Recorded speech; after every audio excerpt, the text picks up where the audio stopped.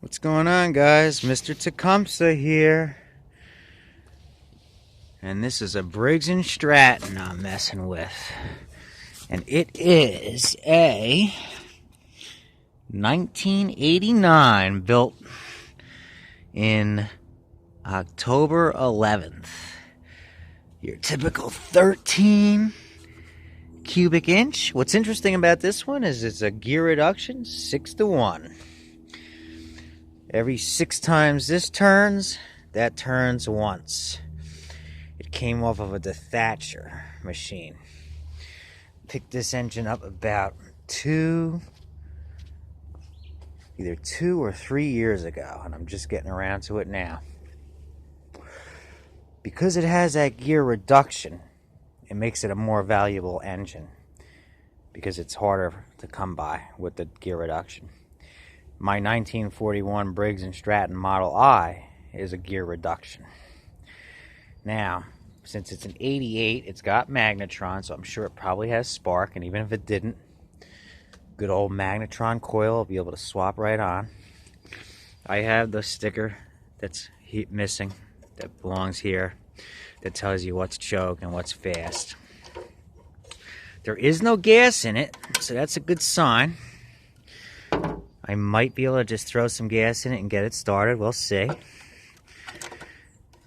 These were great engines. This is before they started making the OHVs, the overhead valve ones, like I made a video of much earlier in the year, back in, I believe it was March. I've had quite a few of these. They're a little bit more difficult to work on because they don't have the float ball. They have, just like my little Wonder has, the updraft carburetor, where the tube goes down into the tank, draws it up into a smaller orifice, and then that main tube picks up into the carburetor. As long as you know how to fix that, it's an easy design. I might not even have to pull it. Maybe I can just put gas in and it'll start right up. But this is going to be one of my little side projects while I can't really paint. Let's see how the oil looks. The oil that is in there is clean.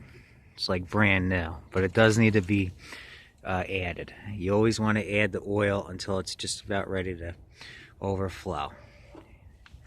That's how it works with these ones that don't have a dipstick. Other than that, yeah, I don't think it even got much use, to be honest with you, because of what it was on. So it looks to be a relatively low hour unit. But I guess the next thing to do would be to just go ahead and add a little more oil, put some gas in it, and see if it'll fire up. If it does that, that means I sat on an engine that was just ready to run and be sold for 3 years. And that's happened plenty of times already. So let's see what happens. Let's see if I get quote-unquote lucky. Okay. Alright, I'd say I added about a quarter of a quart into the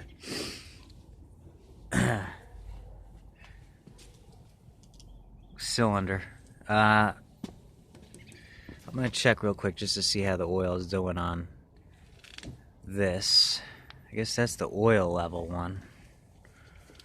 Just make sure there's oil in there enough, and if not, add a little bit. That's probably fine.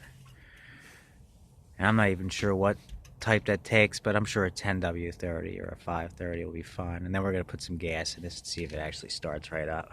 If it does, I'll be amazed, but you know what? Wouldn't be surprised. But out of everything with small engines, this is my favorite part. Just getting the engines going, working on the actual engines themselves.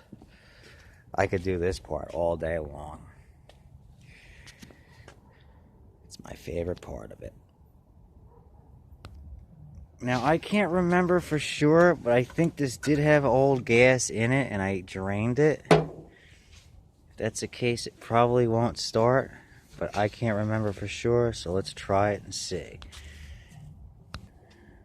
Who wants to place their bets? I'm going to go with 50-50 again.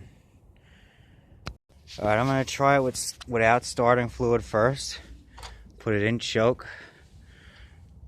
It's probably fast. I'm not sure. I can't tell for sure without the decal. We're going to try it without some starting fluid. And if that don't do it, I'll assist with some starting fluid and see if it comes back.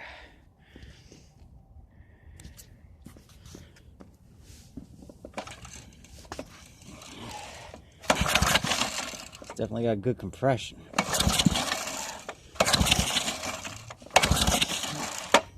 That might have been off. Let's try this way. Come on, baby. Alright, we'll try with some starting fluid. If it doesn't start, it means it's going to need a carb clean. The tank's in good shape, though.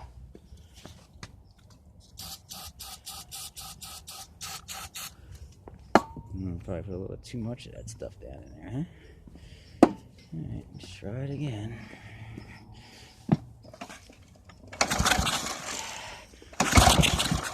Kicked. I'll tell you, if this thing starts... No way. No way. No way! Ah!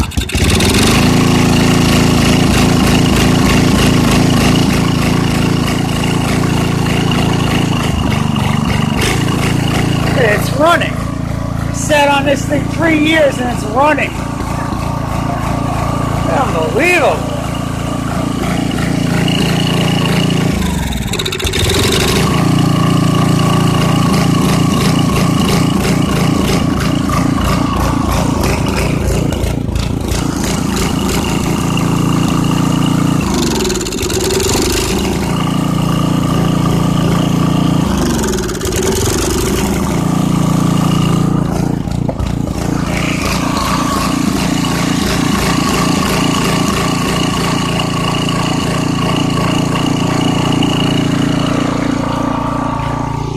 Yeah, so it wants a little bit of choke because it hasn't ran in who knows how long. But so the carb might need a little bit of cleaning, but it started right up and it's running. It's surging a little bit.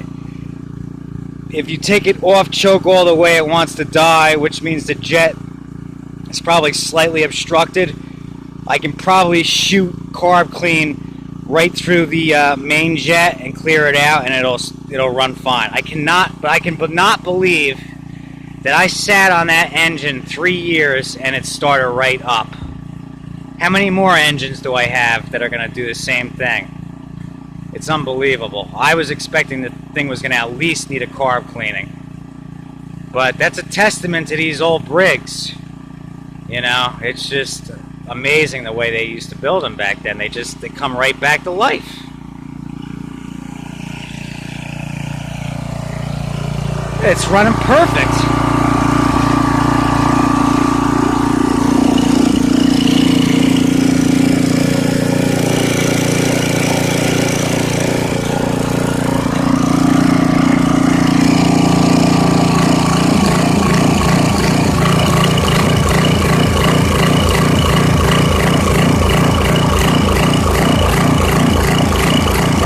All the way off.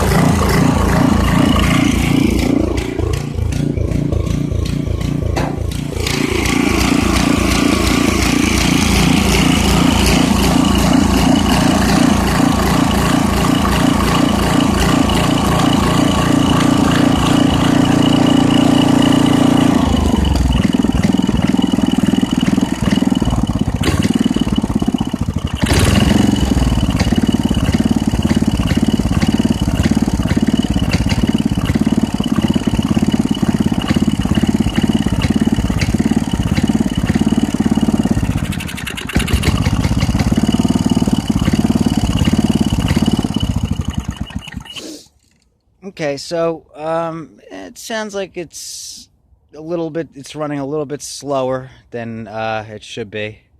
So I'm going to have to speed up the RPM just a bit. And it didn't have an air filter.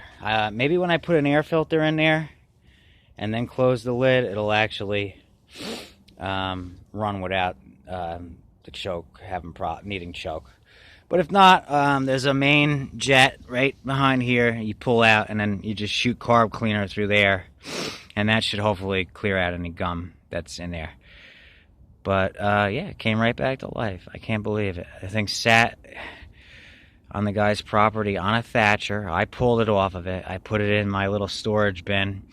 It sat there for, as far as I know, about 3 years. And, you know, it's too cold to do much with the John Deere, so I figured, well, today's a good day, mess around with this, and start it right up. 1988. I mean, these were great engines. You know, it's a shame they don't make them anymore, but, yeah, so that's what I'm going to do. I'm going to get it. I got an air filter for it. I'm going to put an air filter on here, see if it runs good without me having to do anything else. And if not, I'll just clean that the main jets out real quick, and then it should be fine. And then I'll clean it up a little bit and put it up for sale. Normally these engines go for about $150. Now this one has the gear reduction, which makes it a little bit more valuable because these are a lot harder to come by. But another thing I wanted to note, which you couldn't tell because it's getting dark. So this, like I said, this shaft turns much slower than the actual engine shaft because it's reduced 6-to-1. So that's the situation with that. So I'm going to go ahead and get an air filter now, and if that don't fix it, we'll shoot some carb clean through the jets. But I'm pretty amazed that the thing started right back up. It's one of those things, if I had known 3 years ago, I would have had this thing done and ready to go 3 years ago and not sitting around taking up space. But that's how it goes. So yeah, it's that time of the year, winter, so I like to mess around with engines a little bit more on their own during this time. Alright, so let me do that and see how it does.